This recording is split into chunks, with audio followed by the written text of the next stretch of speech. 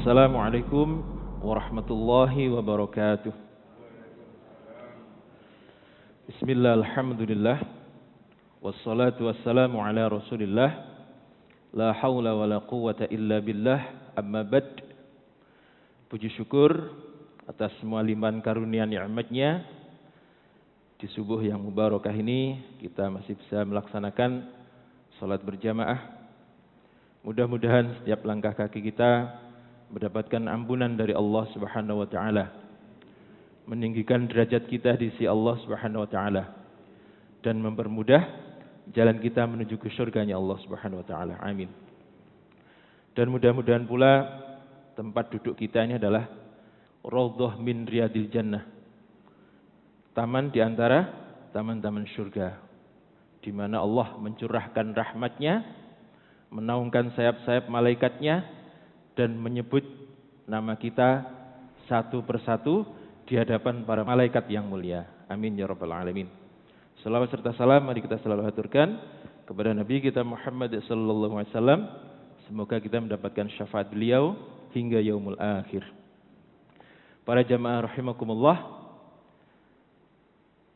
Nabi kemarin mempersiapkan 3.000 pasukan untuk menuju ke perbatasan dengan Romawi, yaitu tepatnya di daerah yang namanya Ghosasinah.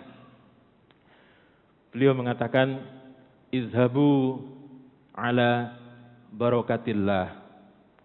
Pergilah kalian semua dengan barokahnya Allah.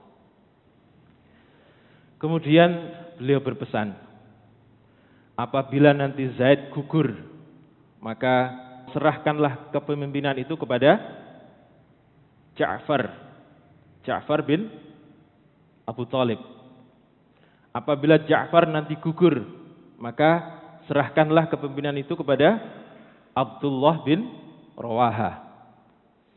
Dan apabila Abdullah bin Rawaha itu nanti gugur atau syahid, maka serahkanlah kepemimpinan itu kepada orang yang kalian percaya di antara kalian. Itu pesan Nabi. Nah, di saat Nabi ngomong begitu, ada orang Yahudi yang maju.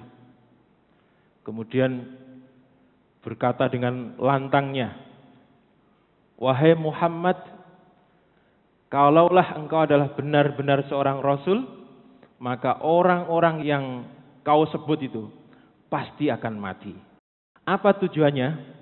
Tujuannya supaya orang yang disebut Nabi tadi keder, terus ragu, mati, berangkat enggak, kira-kira begitu.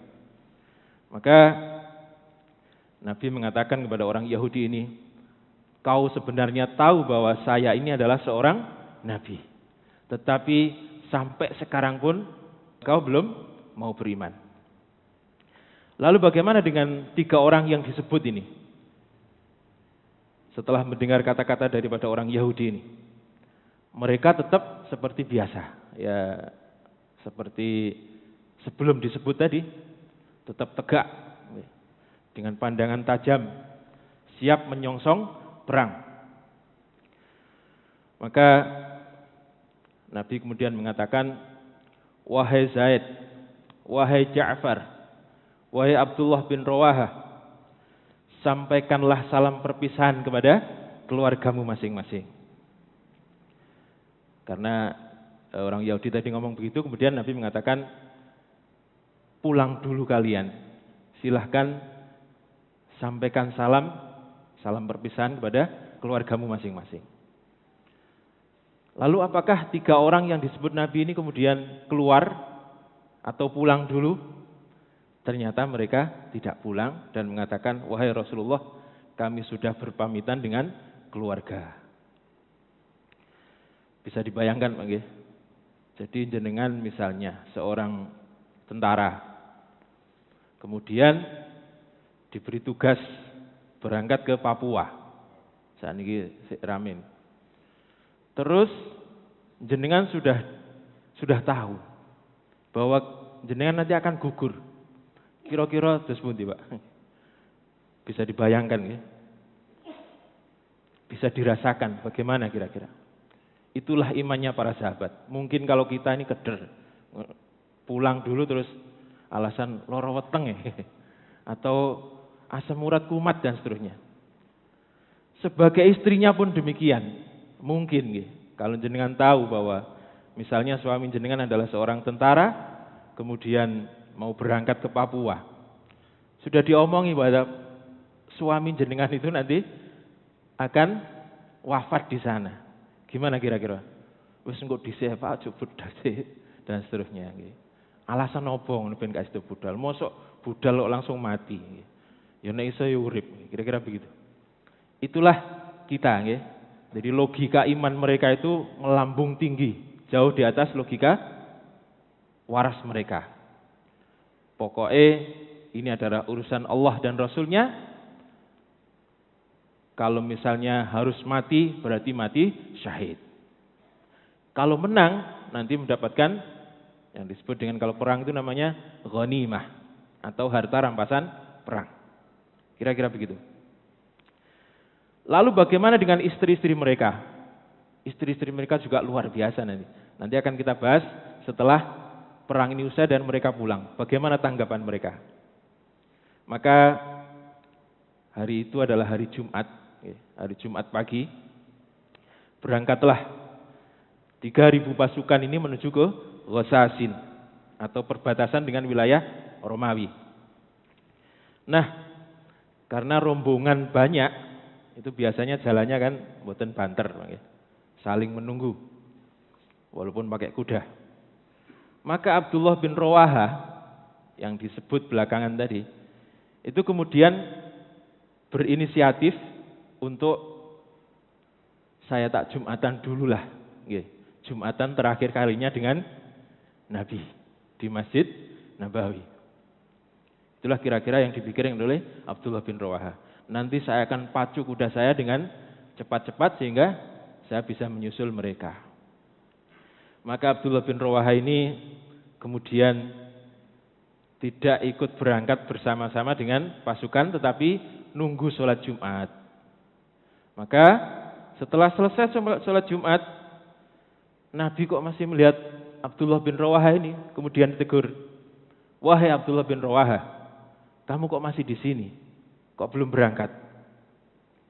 "Ya Rasulullah, itu kan rombongan banyak.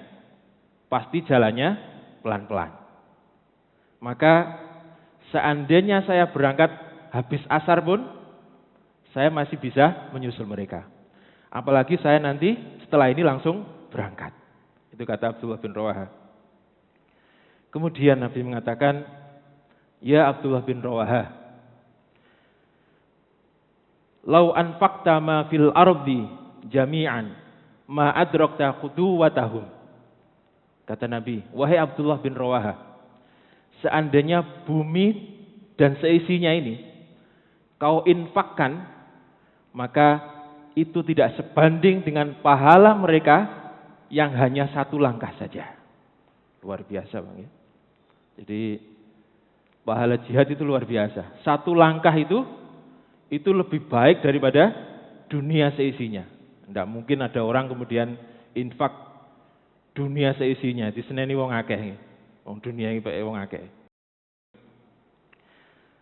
Termasuk pahala sholatmu dengan saya di Masjid Nabawi ini, sholat Jumat tadi, itu juga tidak sebanding dengan satu langkah mereka menuju jihad ke jalan Allah. Lalu pertanyaannya, Bang, lah terus kita ini di zaman kita ini kan nggak ada perang. Terus jihadnya seperti apa? Apakah kita juga bisa mendapatkan pahala yang demikian banyak itu? Jawabannya saya mengutip ayat dari At-Taubah ayat 122. Wa makanal mu'minuna liyanfiru kafah. Falaula nafaran min kulli firqatin minhum liyatafaqahu fid din wa liyunziru qaumahum idza raja'u ilaihim la'allahum yahdharun. Wa ma kanal mu'minuna liyanfiru kafah. Tidak sepatutnya orang yang beriman itu semua berangkat perang. Falaula nafara min kulli firqatin minhum. Mengapa tidak pergi di antara golongan-golongan itu atau beberapa orang itu liyatafaqahu fiddin, untuk memperdalam ilmu agama. Waliyungdiru qaumahum, agar supaya dia bisa memberi peringatan kepada kaumnya. Idza raja'u ilaihim, apabila dia sudah pulang atau kembali kepada kaumnya. La'allahum yahdharun, agar supaya mereka dapat menjaga diri. Itulah jawabannya. Berarti kesimpulannya apa, Pak? Dari ayat yang saya baca tadi, bahwa keadaan perang itu, walaupun ada yang ikut perang, tetapi harus ada yang ikut belajar. Harus ada yang belajar. Harus ada yang memperdalam ilmu. Nah, ini saya tidak membedakan ilmu matematika atau fikih. Itu semua adalah ilmu yang harus dipelajari. Kira-kira begitu ya. Itu dalam keadaan perang. Apalagi dalam keadaan tidak perang atau damai. Maka ilmu ini adalah jihad kita. Jadi sekali lagi, ilmu ini adalah jihad kita. Lawang posisi perang saja, kita masih sebagian harus belajar. Apalagi posisi dalam keadaan damai. Malah wajib, Bang. Maka ada hadis yang mengatakan, thalabul ilmi yajibu ala kulli muslimin wal muslimati. Belajar ilmu, ini tidak dikatakan fikih, matematika, kedokteran. Semuanya ilmu, itu adalah kewajiban bagi seorang muslim, baik laki-laki maupun perempuan. Berarti jihad di masa kita ini, sekali lagi saya ulangi, adalah belajar. Jadi jenengan ke masjid ini, berapa langkah itu? Ya. Kalau jenengan niatnya untuk yang pertama tadi sholat jamaah, yang kedua belajar ilmu, maka satu langkah itu pahalanya tidak sebanding atau lebih besar satu langkah itu daripada jenengan menginfakkan semua dunia dan seisinya, dan itu tidak mungkin. Mesti diseneni wong akeh. Wae sapa diinfakkan. Jadi sekali lagi, jihad di masa damai itu adalah belajar atau ta'lim. Nah, kenapa di masa-masa perang kok masih diwajibkan mencari ilmu? Sebab nanti kalau orang itu bodoh, apalagi bodoh masalah agama, itu nanti walaupun menang, sebentar lagi juga akan hancur sebab kebodohannya. Bahkan Nabi itu kalau mau berangkat perang, itu ditanya sahabatnya itu, sampean wis pamit karo ibu sampean, sebab nanti ada sebagian dari orang tua itu membutuhkan anaknya. Karena sudah tua, butuh perawatan daripada anaknya. Nah ini kalau tidak pamit, itu anak durhaka. Nah kalau anak itu sudah durhaka, walaupun perang itu menang, ya sebentar lagi nanti akan hancur sebab dia durhaka kepada orang tua. Nah para jamaah sekalian, mendengar perkataan Nabi, Abdullah bin Rawahin langsung menangis. Wahai Allah, tidak ada yang dapat mengobati penyesalanku ini, kecuali aku nanti mati syahid di perang ini. Kemudian Abdullah bin Rawah berangkat mengejar rombongan sambil sepanjang perjalanan itu nangis, Bang. Sambil berjalan nangis. Sambil mengatakan, aku harus syahid. Aku harus syahid. Aku harus syahid. Terus ini sambil nangis. Maka sesampai di rombongan, ini matanya bedem nih. Bedem. Maka yang lainnya tanya, wahai Abdullah, matamu kenapa? Saya sangat menyesal. Saya telah melakukan kesalahan. Kekeliruan apa yang telah kau perbuat? Ternyata pahala kalian satu langkah itu nilainya lebih baik daripada dunia seisinya. Saya berharap mendapatkan pahala yang lebih baik daripada kalian dengan mengikuti sholat Jumat bersama Nabi, sholat Jumat yang terakhir dengan Nabi, Sebab setelah ini saya mungkin nanti akan mati atau syahid.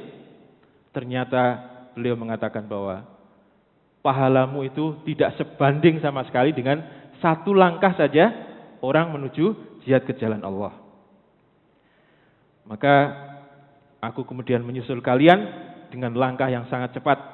Mudah-mudahan aku nanti bisa bersama kalian dan syahid di perang ini.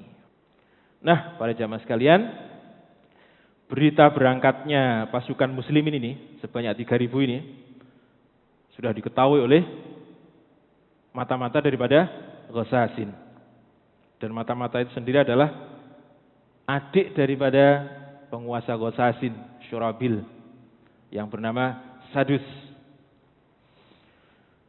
Nah, Sadus ini kemudian melaporkan kepada penguasa Ghasasin, wahai Paduka, yang berangkat dari tentara muslimin ada sekitar 3.000-an.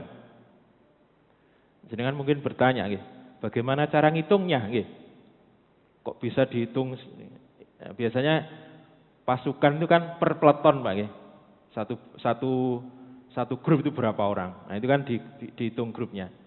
Satu grup misalnya 100 orang, maka dihitung aja 100, 3.000 dan seterusnya. Mereka berjumlah 3.000 orang, wahai Paduka. Mereka berjumlah 3.000 orang. Kata Surahbil, mereka berjumlah 3.000 orang. Lah mau apa mereka ke sini? Kita punya berapa kemarin, Pak? 100.000 pasukan. Sekali tebas amblas mereka. 3.000 orang kok berani ke sini. Kita punya 100.000 pasukan. Nah, kalau 100.000 pasukan itu dengan 3.000 itu kira-kira 1 banding 33 orang, Pak. Lebih. 1 banding 33 orang. Namun keistimewaan daripada tentara muslimin ini adalah ketika mereka berangkat perang, itu rasa takut itu dicabut oleh Allah dari mereka. Sebab kalau mati, syahid. Kalau menang, mendapatkan ghanimah atau harta rampasan perang. Jadi sebagian besar daripada tentara muslimin itu ketika perang mengharapkan syahid. Sebab pahala syahid ini luar biasa. Nanti disejarkan dengan Nabi dan para Rasul. Nah, karena rasa takut inilah, dengan 100.000 pasukan, ini masih kurang pede. Maka Surahbil ini berkirim surat kepada penguasa Romawi. Jadi Surahbil ini bawahnya Romawi. Sinten, Pak? Heraklius atau Hirkel. Maka Surahbil mengirim surat kepada Hirkel untuk meminta bantuan pasukan sebesar 100.000 pasukan. Supaya disebul tok wis amblas wong 3.000 dibanding 200.000. Pikirnya begitu. Namun demikian sekali lagi bahwa musuh-musuh Islam itu dihinggapi rasa takut sebelum perang. Jadi kan kalau pernah tahu atau video atau apa, di Palestina itu anak-anak yang masih kecil-kecil itu omongannya sudah jihad itu, mati gak apa-apa. Nah, ini tentara-tentara Israel itu kalau ada anak yang tangannya di belakang begini, itu sudah takut, Pak. Jangan-jangan membawa bom, kira-kira begitu. Walaupun yang dibawa itu mungkin sekedar terong, tetapi ini sudah menakutkan. Itulah yang terjadi. Jadi musuh-musuh Islam itu dihinggapi rasa takut sebelum perang. Sehingga Surahbil ini meminta bantuan kepada Hirkel atau Heraklius, minta bantuan 100.000 pasukan. Berarti jumlahnya menjadi 200.000 pasukan dibanding 3.000 pasukan. Sementara pasukan muslimin ini belum tahu. Belum tahu. Nah, kalau 200 berarti 1 banding pinten, Pak? 66-an, 67 lah. Dengan kata lain, logikanya kalau pasukan muslimin ingin menang, berarti satu orang harus mampu mengalahkan 67 orang. Luar biasa. Ya. Maka ketika pasukan ini sudah berhadapan-hadapan, kaum muslimin yang bisa dikatakan hanya, kalau dalam bahasa kita mungkin wow gitu. Wow. Tidak terbayangkan. Wow, mereka berangkat itu belum tahu berapa musuh yang akan dihadapi. Ternyata setelah melihat barisan dari pasukan di kejauhan, yang belakangnya itu nggak bisa dilihat ini batasnya mana ini belakang. Saking banyaknya, mereka hanya bilang wow. Lalu apakah mereka keder? Mereka tetap semangat untuk berjihad. Tidak ada rasa keder. Jadi sekali lagi rasa takut itu dicabut oleh Allah dari tentara kaum muslimin. Maka kemudian mereka bermusyawarah. Kita ini langsung nyerang atau nunggu bantuan dari Nabi. Barangkali ada bantuan dari Madinah. Orang kita hadapi wow gitu ya. Bahkan belakangnya tidak kelihatan. Itu batasnya mana tidak kelihatan. Namun kemudian karena jaraknya perjalanan juga lama nanti, kalau nunggu bantuan nanti lama diserang habis. Maka kemudian pasukan muslimin memutuskan untuk menyerang saat itu juga. Luar biasa. Kalau ngomongnya rasanya merinding Pak. Masya Allah. Jadi pasukan 3.000 melawan 200.000. Bisa dibayangkan, jenengan delok mungkin aku tak mulai. Kira-kira begitu. Luar biasa, ya Allah. Lalu bagaimana jalannya perang? Mampukah 3.000 pasukan ini mempertahankan diri? Minimal mempertahankan diri, Pak. Kalau menang kita aneh kok abot. Mempertahankan diri bagaimana? Kemudian kalau misalnya mampu mempertahankan diri dan kemudian ditarik mundur. Sebab kalau pasukan ditarik mundur itu pasti musuhnya bersemangat untuk nyerang. Nah ini kalau diserang habis Pak. Akan kita bahas pada pertemuan yang akan datang. Demikian, kurang lebihnya mohon maaf. Mudah-mudahan manfaat. Wassalamualaikum warahmatullahi wabarakatuh.